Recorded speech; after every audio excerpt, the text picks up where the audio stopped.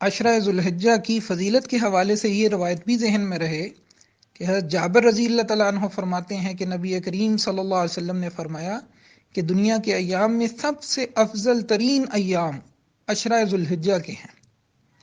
کہا گیا کیا جہاد فی سبیل اللہ ان دنوں میں جیسے نہیں ہے؟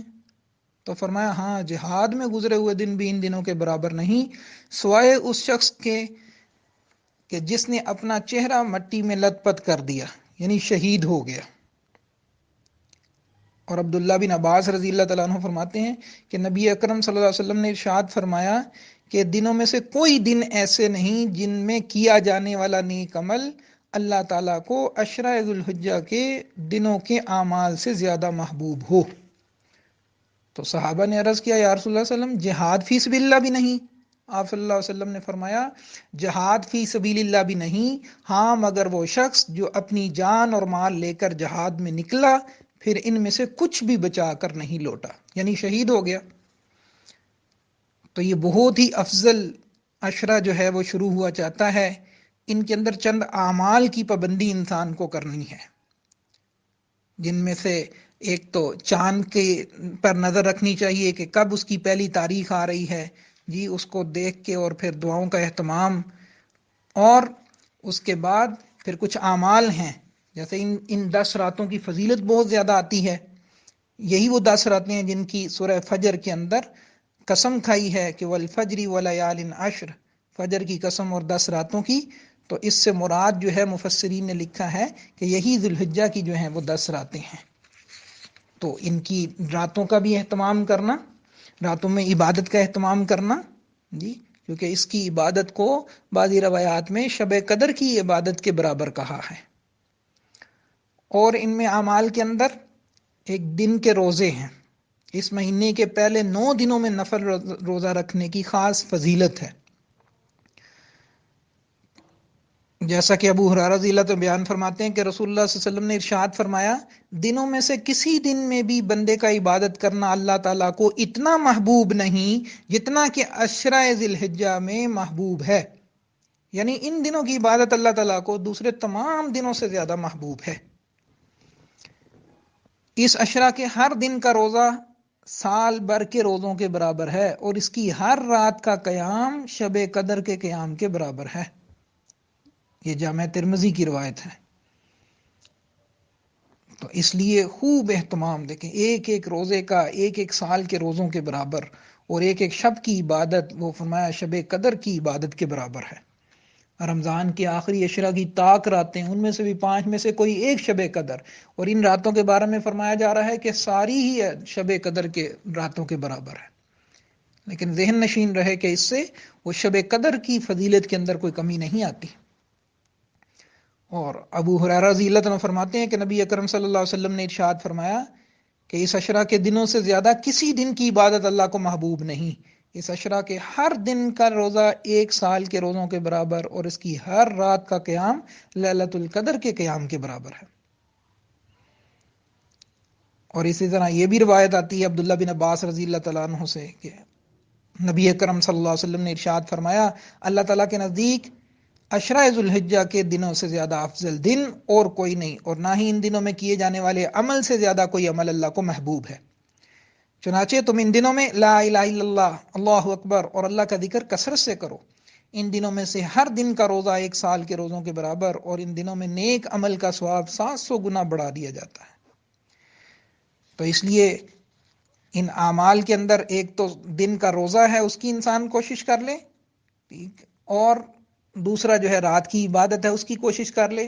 اور ان روزوں میں خاص طور پہ ایک الگ سے فضیلت جو بتائی وہ 9 ذوالحجہ کی ہے، یعنی جسے یوم عرفہ کہتے ہیں، اس کے روزے کے بارے میں تو فرمایا کہ وہ آپ کا ارشاد ملتا ہے عرفہ کے دن کے روزے کے بارے میں اللہ تعالیٰ سے امید رکھتا ہوں کہ اس کے بعد والے سال اور پہلے والے سال کے گناہوں کا کفارہ ہو جائے گا، یعنی آنے والا سال بھی اور گزشتہ بھی سال جتنے گناہ ہیں ان کا کفارہ ہو جائے گا۔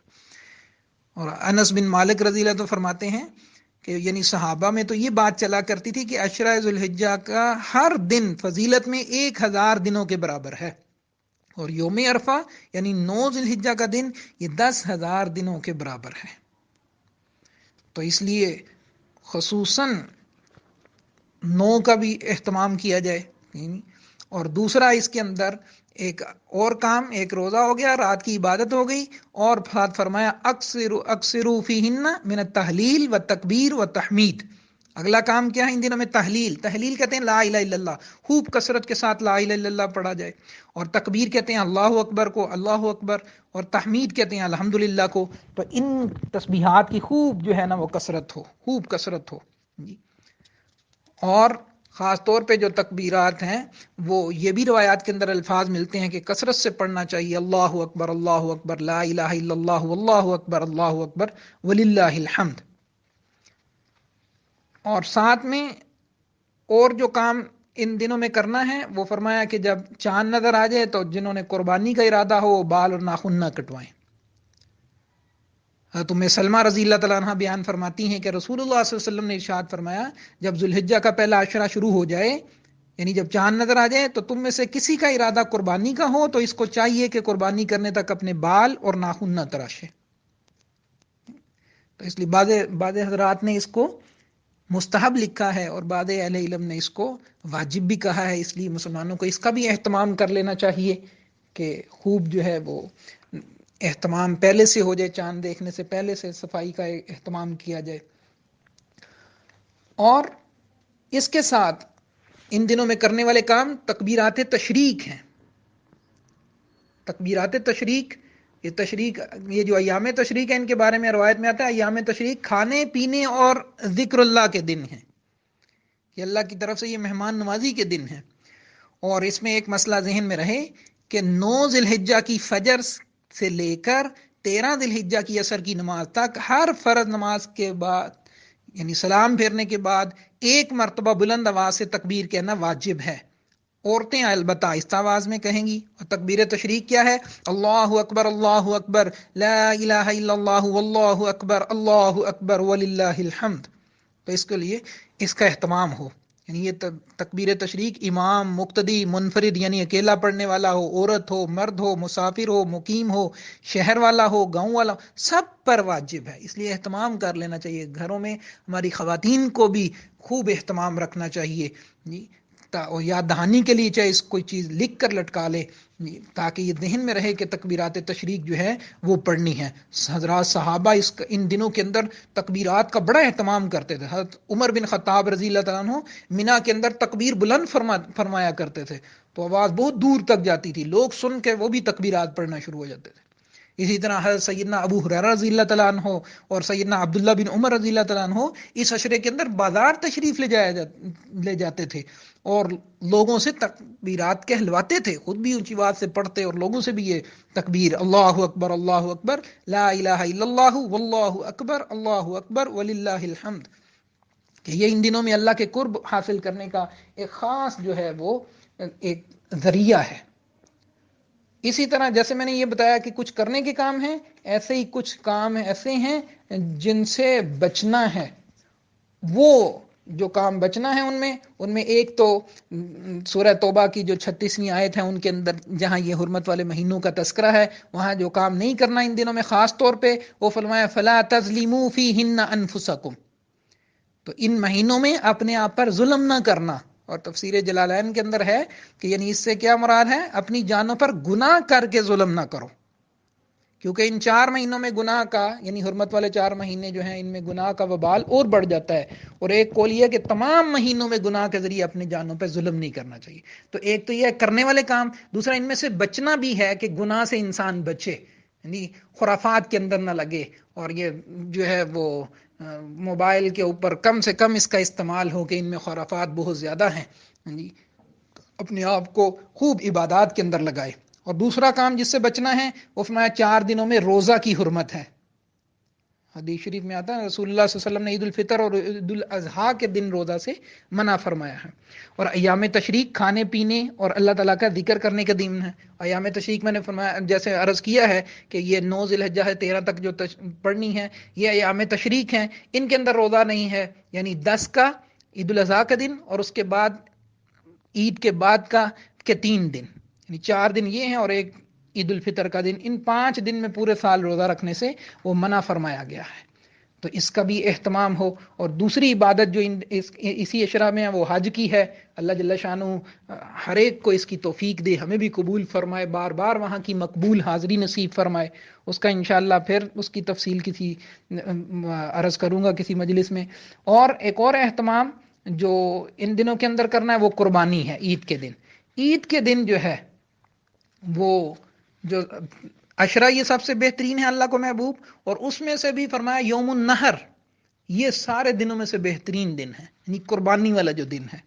تو اس میں خوب کوشش کرے, قربانی کا خوب اہتمام کرنا چاہیے. آپ نے تو اپنی بیٹی سے فرمایا کہ اے فاطمہ رضی اللہ تعالیٰ عنہ, اٹھو اپنی قربانی کی طرف اور ذبح کے وقت اس کے پاس موجود رہو, کیونکہ اس کے خون کے پہلے قطرے کے ساتھ ہی تمہارے پچھلے گناہ بخش دیے جاتے ہیں. تو فاطمہ رضی اللہ تعالیٰ عنہ, اللہ انہیں جزائے خیر دے, انہوں نے عرض کی یا رسول اللہ صلی اللہ علیہ وسلم, یہ فضیلت خاص طور پر ہم اہل بیت کے لیے یا ہمارے اور تمام دوسرے مسلمانوں کے لیے؟ جناب نبی کریم صلی اللہ علیہ وسلم نے ارشاد فرمایا ہمارے لیے بھی ہے اور دوسرے تمام مسلمانوں کے لیے بھی ہے.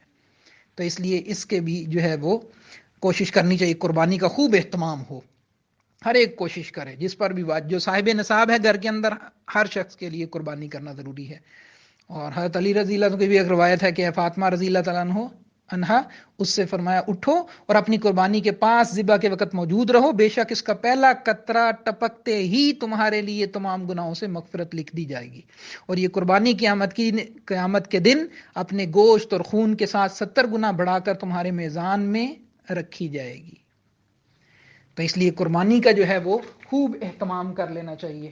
اور آخری روایت سن لیجئے, قربانی کرتے ہوئے 2 باتوں کا اہتمام رکھنا ہے. یہ جو حضرت حسین بن علی رضی اللہ عنہ فرماتے ہیں کہ رسول اللہ صلی اللہ علیہ وسلم نے ارشاد فرمایا, جی کیا ارشاد فرمایا؟ فرمایا جس نے خوش دلی کے ساتھ اور اجر کی امید سے قربانی کی تو یہ قربانی اس کے لیے جہنم سے حجاب یعنی آڑ اور بچنے کا ذریعہ بن جائے گی. 2 باتیں, 2 شرائط ہیں قربانی کے لیے. پہلی, خوش دلی کے ساتھ, یعنی خوب اطمینان طیب نفس کے ساتھ, خوشی کے ساتھ قربانی کر رہا ہو, یعنی بوجھ نہ محسوس کرے. اور دوسری بات, اللہ سے اجر کی امید, اخلاص, صرف اللہ جل, دکھاوا اور ریاکاری نہ ہو, مخلوق کے لیے نہیں ہے, میں صرف یہ عمل اللہ کے لیے کر رہا ہوں. اللہ جل شانہ اس عشرے کے اندر خوب کثرت کے ساتھ عبادت کرنے کی توفیق نصیب فرمائے, اور صحت اور ایمان کی بہترین کیفیات نصیب فرمائے. اور امت مسلمہ کے اوپر جو اس وقت حالات ہیں, بلکہ ساری انسانیت کے اوپر جو حالات ہیں, اللہ ان سے امت کی حفاظت فرمائے, اس وبا سے ہمیں جو ہے وہ چھٹکارا دے, اور اللہ پاک دنیا اور آخرت میں اپنے مقرب بندوں میں ہمیں شامل فرمائے.